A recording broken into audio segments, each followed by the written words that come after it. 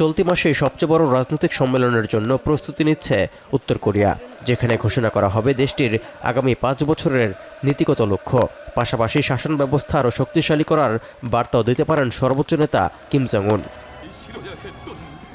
এর মধ্যে জানা গেল নিজের উত্তরসূরি হিসেবে মেয়ে কিম জু আয়েকেই বেছে নিয়েছেন কিম। এমন তথ্য তুলে ধরেছে দক্ষিণ কোরিয়ার গোয়েন্দা সংস্থা national intelligence service NIS।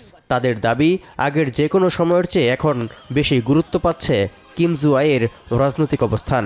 현장 시찰을 할 때 일부 시책에 대해서 직접적인 의견을 내는 상황 등 이런 걸 종합을 해봤을 때 후계자 수업이라는 단어에서 오늘은 후계 내정 단계라는 Sunbit সব দিবে সামাল। সানবিট ম্যাজিক প্রেস ডিশওয়াশিং এর মাথা ঘোরানো সলিউশন। উত্তর কোরিয়া এই বিষয়ে আনুষ্ঠানিক ঘোষণা বা মন্তব্য না করলেও 2022 সাল থেকেই এই আভাস মিলছে বলে মনে করছেন বিশ্লেষকরা। কারণ ওই বছরই বাবা কিমের হাত ধরে রাষ্ট্রীয় টেলিভিশনের মাধ্যমে প্রথম জনসম্মুখে আসেন জু আয়ে। পরিদর্শন করেছেন অত্যাধুনিক আন্তঃমহাদেশীয় ব্যালিস্টিক ক্ষেপণাস্ত্র উৎক্ষেপণ কেন্দ্র।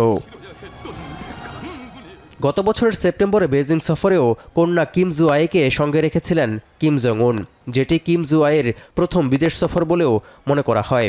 এছাড়াও বিভিন্ন উচ্চ পর্যায়ের রাষ্ট্রীয় অনুষ্ঠানেও বাবার পাশে দেখা যায় কিম জু আয়েকে।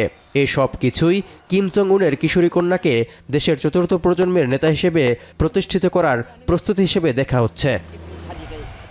এই অবস্থায় আন্তর্জাতিক অঙ্গনে শুরু হয়েছে আলোচনা। কারণ অনেক বিশ্লেষক ও উত্তর কোরিয়া থেকে পালিয়ে যাওয়া ব্যক্তিরা ধারণা করেন প্রথাগত নীতির কারণে দেশটিতে নারী নেতৃত্ব আসার সম্ভাবনা খুবই কম। এমনকি কিম জং উন এখনও তুলনামূলকভাবে তরুণ ও সুস্থ। তবুও তিনি কিশোরী কন্যাকেই কেন উত্তরসূরি হিসেবে মনোনীত করার কথা ভাবছেন তাও স্পষ্ট নয়।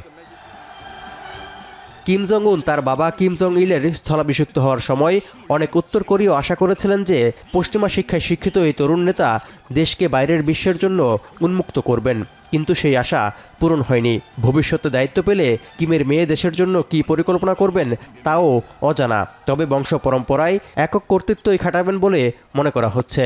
এদিকে কিম রি দম্পতির একটি ছেলে আছে বলে আলোচনা থাকলেও এ বিষয়ে দেশটির পক্ষ থেকে কখনোই কিছু স্পষ্ট করা হয়নি। তৌহিদুর রহমান, এখন বিশ্ব।